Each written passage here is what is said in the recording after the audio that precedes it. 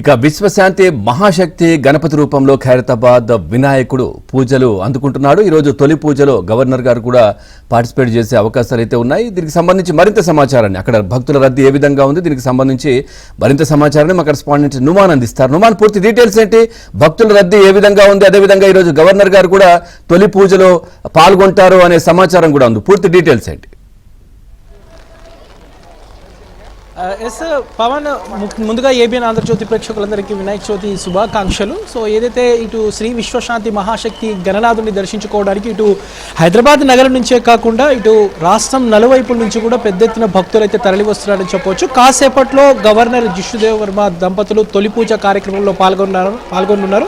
దాంతోపాటు తెలంగాణ ప్రభుత్వం తరఫున కోమటిరెడ్డి వెంకటరెడ్డి కూడా స్వామివారికి పూజా కార్యక్రమంలో పాల్గొన్నటువంటి పరిస్థితి. సో ఎడతెరిపి లేని వర్షంలో సైతం పెద్ద ఎత్తున కూడా భక్తులు తరలి వస్తున్నటువంటి పరిస్థితి మనకు కనిపిస్తూ చెప్పవచ్చు. సో ఇప్పటికీ ఇటు పద్మశాలి సంఘం ఆధ్వర్యంలో 75 అడుగుల జంజం, 75 అడుగుల కండువాను కూడా మహాగణేశునికి ప్రతి ఏడాది ఏ విధంగా వారు ఆనవాయితీగా సమర్పిస్తారో సో అదే విధంగా సమర్పించడం జరిగింది. సో క్యూ లైన్లలో కూడా భక్తులైతే తరలి వస్తున్నటువంటి సిచ్యువేషన్ కూడా మనకు కనిపిస్తుందని చెప్పవచ్చు. సో ఈ ఏడాది 71వ ఏట 69 అడుగుల ఎత్తులో శ్రీ విశ్వశాంతి మహాశక్తి గణపతిగా ఖైరతాబాద్ మహాగణపతి భక్తులకు కనువిందు చేస్తున్నాడని చెప్పొచ్చు పవన్. సో ప్రస్తుతం మనము మహాగణపతి వద్ద ఉన్నాము. సో మహాగణపతి దగ్గర ఏబిఎన్ స్క్రీన్లో విజువల్స్లో కూడా చూడొచ్చు.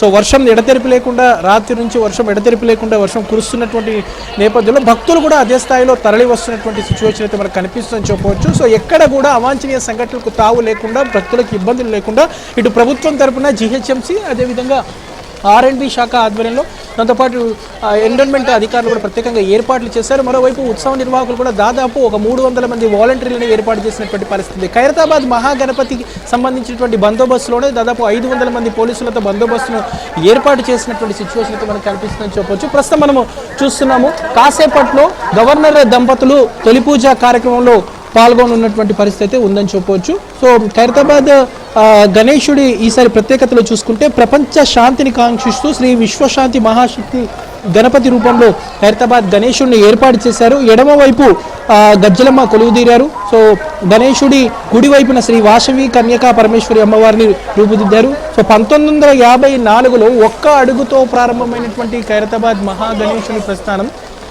దాదాపు ఇప్పుడు ప్రస్తుతము 69 అడుగులకు చేరుకుంది. సో 71వ ఏట 69 అడుగుల ఎత్తులో ఖైరతాబాద్ గణేశుడిని సర్వాంగ సుందరంగా ముస్తాబు చేసినటువంటి పరిస్థితి మనకు కనిపిస్తుంది. సో మొత్తానికైతే ఇక మధ్యాహ్నం నుంచి మాత్రం భక్తుల సంఖ్య విపరీతంగా పెరిగేటటువంటి అవకాశం ఉన్నటువంటి నేపథ్యంలో పూర్తిగా కట్టుదిట్టమైనటువంటి బందోబస్తును ఏర్పాటు చేశారు. మరోవైపు ఏదైతే క్యూ లైన్లలో రాజస్థాన్ నుంచి వచ్చినటువంటి ఒక మహిళ గర్భిణి ప్రసవించినటువంటి పరిస్థితి. సో ఆమె వెంటనే పక్కనే ఉన్నటువంటి వెటర్నరీ హాస్పిటల్ కూడా తరలించినటువంటి సిచ్యువేషన్ అయితే మనకు కనిపిస్తుందని చెప్పొచ్చు. సో మొత్తానికైతే దాదాపు 3 వైపుల నుంచి వచ్చేటటువంటి భక్తులు ఏదైతే ఇటు ఐమాక్స్ కానివ్వండి, దాంతోపాటు ఖైరతాబాద్ రైల్వే గేట్ కానివ్వండి, అదేవిధంగా ఇటు అమీరా టాకీస్ నుంచి వచ్చేటటువంటి 3 మార్గాల్లో కూడా బ్యారికేడ్లను ఏర్పాటు చేశారు. దాదాపు మధ్యాహ్నం నుంచి భక్తుల సంఖ్య మరింత పెరిగేటటువంటి అవకాశం ఉన్నటువంటి నేపథ్యంలో ఇటు అధికారులు అయితే అన్ని రకాల జాగ్రత్త చర్యలు అయితే తీసుకున్నటువంటి పరిస్థితి. ఓవైపు ఎడతెరిపి లేకుండా కురుస్తున్నటువంటి వర్షం, మరోవైపు వస్తున్నటువంటి భక్త జన సందోహంతో ఇటు ఖైరతాబాద్ పరిసర ప్రాంతాలంతా కూడా సందడిగా ఒక కోలాహలంగా మారినటువంటి సిచ్యువేషన్ అయితే మనకు కనిపిస్తుంది చెప్పొచ్చు Pawan. Thank you Numan, thanks for the updates.